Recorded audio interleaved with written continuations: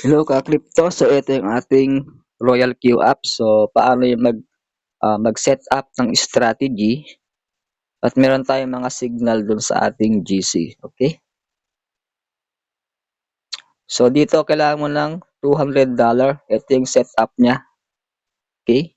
Dito sa my home, andito yung kanyang mga coins. Yan, sa spot. Okay? So halimbawa, ang piniling signal is Atom. Ayan, halimbawa lang. Ayan. So dito tayo mag-set up ng coins. Yan, click mo lang yan, create. Yan, tapos click mo yung Martingale Strategy Bot sa taas. Then create uli. Yan, so ito yung magpapakita. So meron siyang dalawang choose na pagpipilian. So piliin natin yan yung sa baba. Itong feel free to create your own strategy. Okay? Dito manual. So saka na yung sa circle. Kasi sa circle automated yun eh. Okay? Ito na yung ating susunod. Yan. So click mo yan sa baba. Itong trade setting sa baba. Ayan.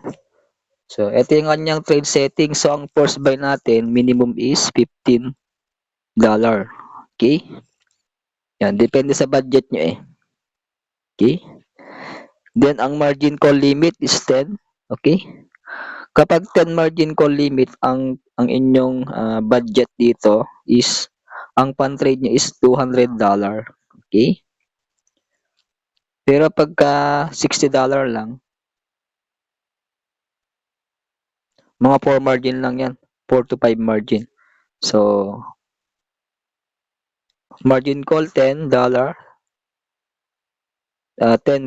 Pag sinabing margin call limit, so 10 beses siyang bibili pag bumaba yung market. Okay? Dito naman sa whole position, take profit, so depende sa ibibigay naming signal. Halimbawa, 3%, minsan 2%. Yan. So, depende sa signal trade. Yan, 3%. So, dito sa whole position, take profit, callback, kadalasan is 0.01. Then, yung buy callback niya is 0.3%. At yung kanyang sub-position take profit callback is 0.3%. Ayan. So, next mong gagawin is click mo yung margin configuration, yung arrow. Yan. So, dito hanggang 10 margin yan. So, ang first call mo is 1. So, 1 second call. Yan. Hanggang fourth call, 1. Okay? So, 4% na yan pag nag-drop yung market.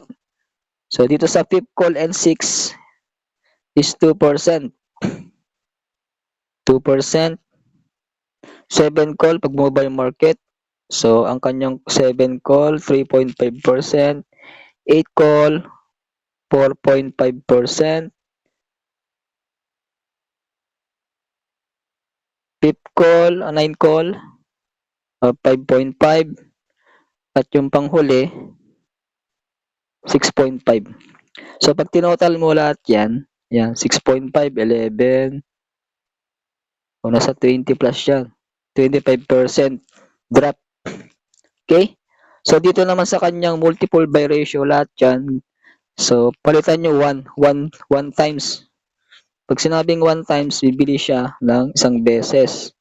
So, halimbawa, $15 yung first buy nyo. So, bumultiply mo lang 1 times 15 USDT. Okay?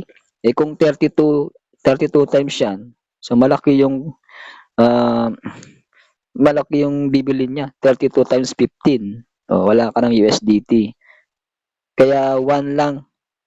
So, take note, ang capital mo dito is $200. Kung sakasakaling mag-drop siya ng hanggang 10 call o 35% drop. Okay? Pero bull market ngayon, so hanggang per second call lang yan. Okay? Pag nakumpleto mo na yan, pwede mo itong i-screenshot. Yan. Sure, then save. Okay? Okay, dito sa may kanyang distributed, okay na yan, 1.3%. Dito cycle, dapat naka one shot. Ayan. 15 USDT, margin call 10, 3%. Ayan. Then click mo yan save. Sure. Ayan. So dito sa kanyang strategy mode is whole warehouse mode siya. Okay? And then sa taas naka one shot. Oh. Okay, pag sinabing one shot, ibebenta niya lahat yan pagka nag-sell yung bot o pag tumaas yung market. Okay? So, dito ang winning rate is 90 to 100%. Yan. Okay, pagka okay na yan, click mo tong activate. Okay?